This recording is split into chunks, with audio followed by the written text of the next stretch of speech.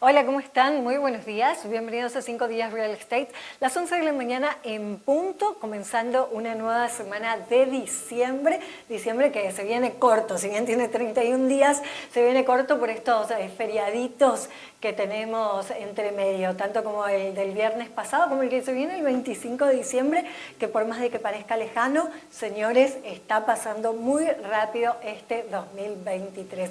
Espero que tengan una semana muy linda, muy provechosa y con un día bastante nublado, con un cambio de la temperatura que tuvimos este fin de semana.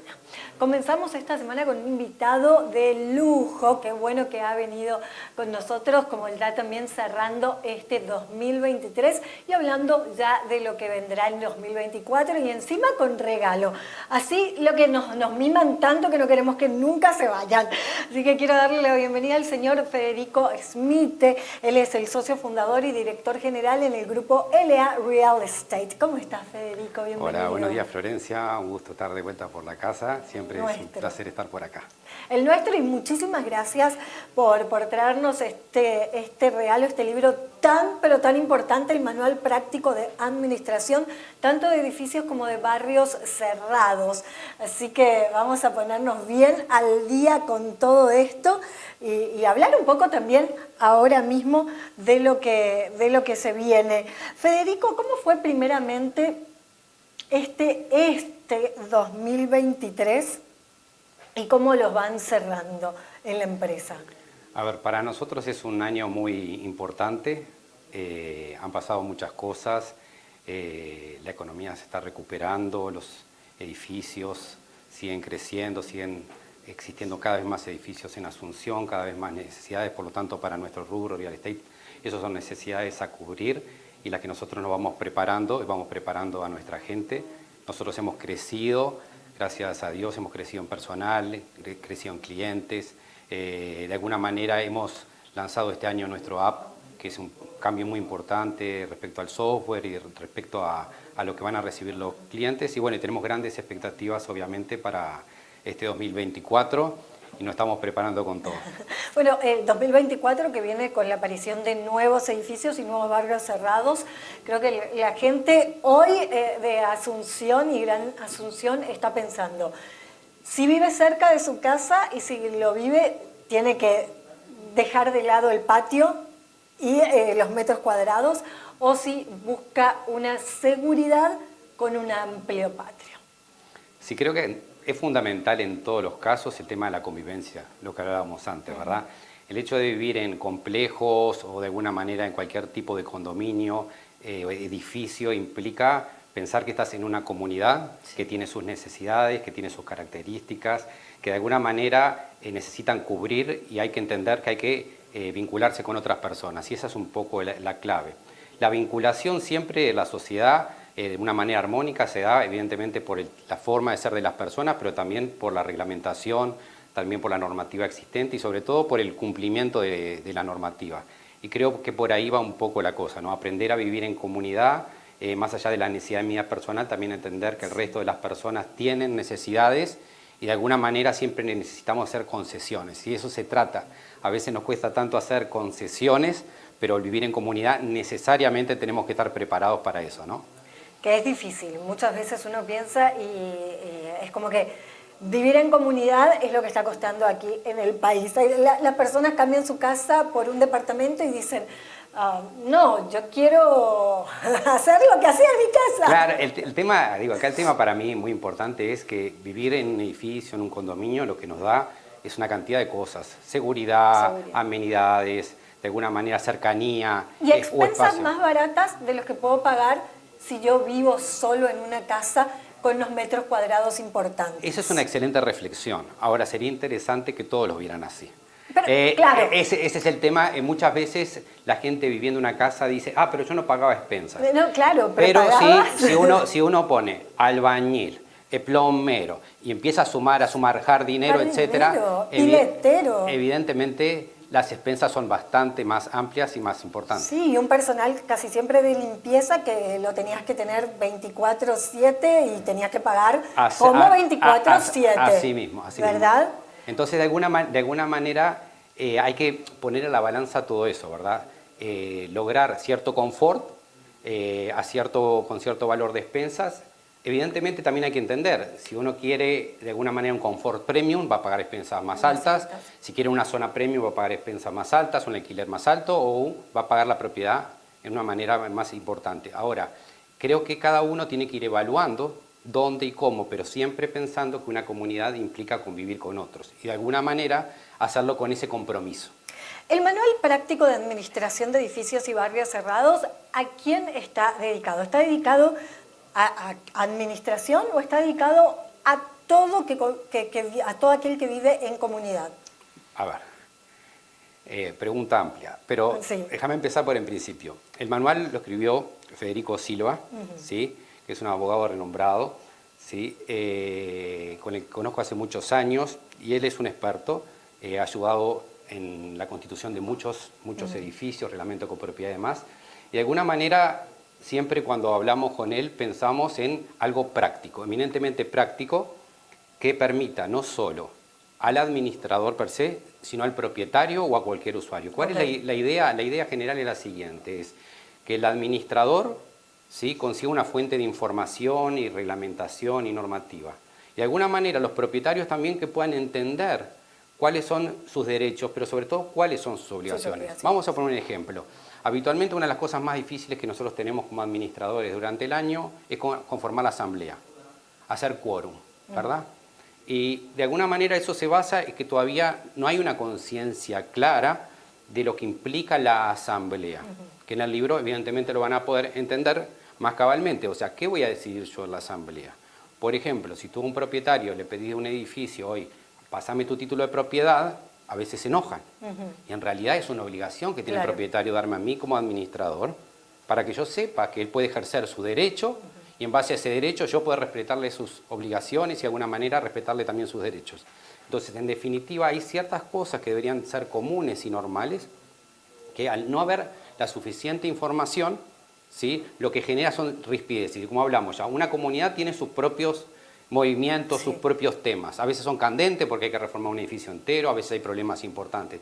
Si a eso le sumamos el desconocimiento, genera mucho ruido y de repente pocas nueces. En definitiva, no logramos muchas resoluciones y estamos siempre atrás del problema con una sensación de insatisfacción importante que es lo que nosotros queremos necesariamente evitar.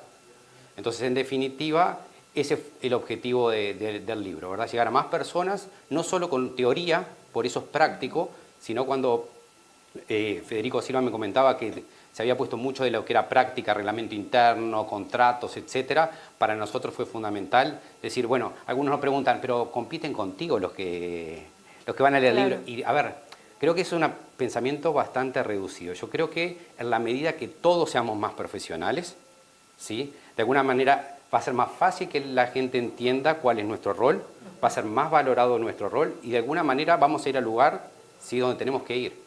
O sea, administrador implica grandes responsabilidades y de alguna manera la profesionalización de nuestro rubro lo que va a hacer es generar un valor agregado visto que, como hablábamos al principio, a veces el propio propietario no dice, no, voy a administrar, voy a contratar ahí, mi hermana hace bien Excel. Lo que sería una...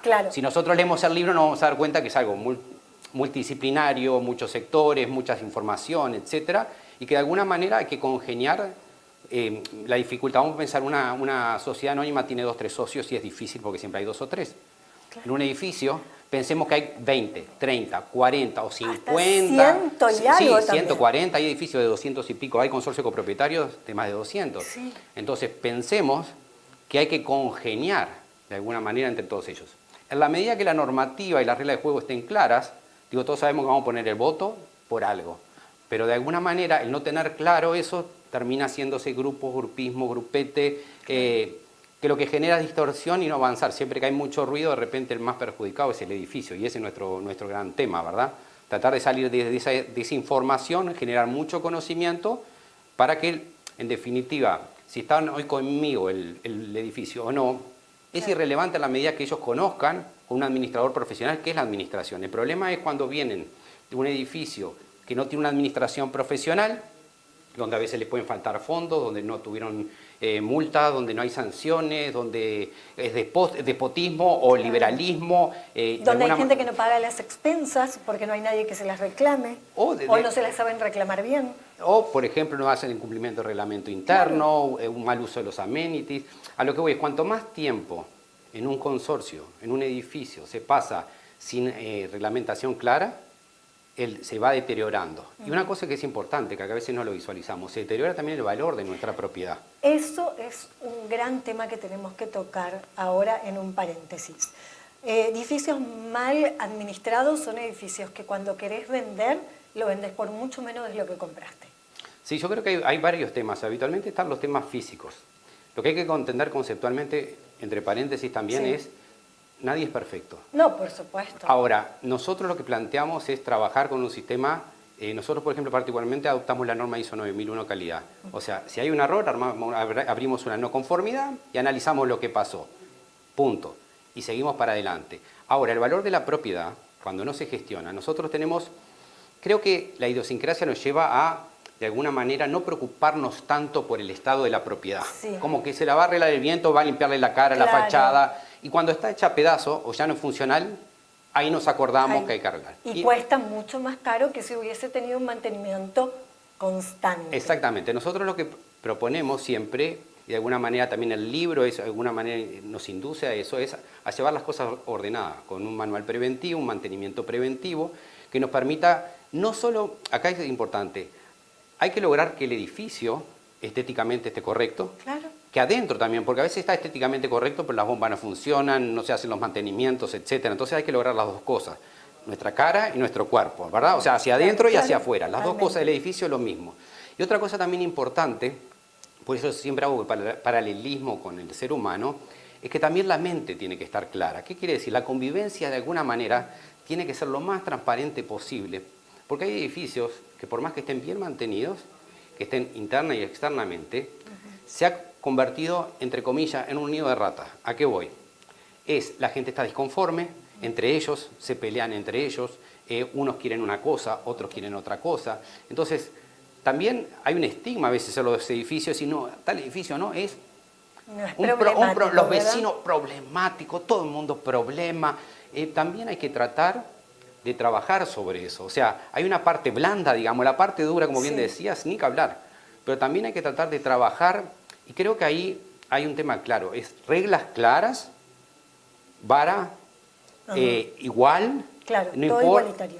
Y de alguna manera, ahí por eso es importante el outsider o la persona que viene a administrar desde afuera. Claro, no una persona que casi siempre es el dueño mayoritario. Exactamente. Entonces, de alguna manera, digo, ahí trajiste un gran tema que a mí me parece fantástico, es las desarrolladoras, cuando hacen los edificios, a veces les cuesta el destete, digamos, ¿verdad? O sea, ese periodo donde que el reglamento de copropiedad está o no está y quieren seguir y de alguna manera son propietarios pero no son, la gente se confunde, pero le reclaman todos días a ellos. Ahora, si no se rompe esa relación correctamente, o sea, de alguna manera el cordón se desata, empiezan a generarse vicios donde el propietario va a reclamarle al desarrollador cosas que no corresponden. Claro. Que lo que corresponde es simplemente la postventa si hay un problema en el edificio, y de alguna manera el desarrollador quiere tomar decisiones que van más allá de lo que corresponde. Entonces, nosotros siempre lo que recomendamos de alguna manera es tener un reglamento de copropiedad lo más rápido posible, de alguna manera el desarrollador hacer su función,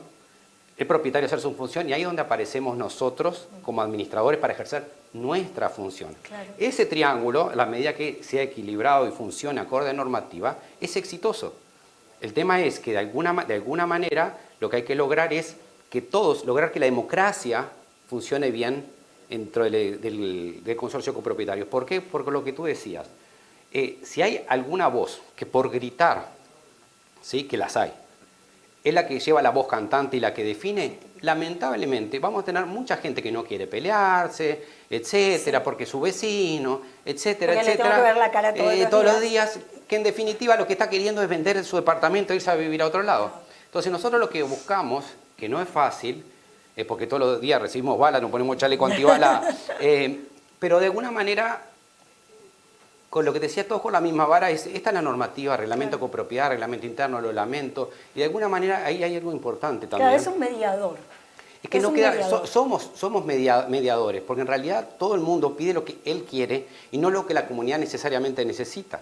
Entonces uno pide por uno, pero muchas veces sí, bueno, pero tenemos que, yo entiendo que capaz que Claro. tu necesidad la entiendo. Ahora, Pero tenemos que ver si es la de los 50. exactamente, y a nosotros nos ponen, y por eso la importancia del tema de la normativa, del libro y más, es nuestra herramienta es el reglamento copropiedad, el reglamento interno. De alguna manera, dentro de eso todo, fuera de eso, nada. Y a veces no es justo y no. Capaz que no es, pero nosotros acá, esa es nuestra herramienta de justicia. ¿Me explico? O sea, a ceñirnos Claro, a... es un bien común. Exacto. De alguna manera, en definitiva, es eso. Es ir aprendiendo a vivir en comunidad bajo ciertas reglas. ¿Sí?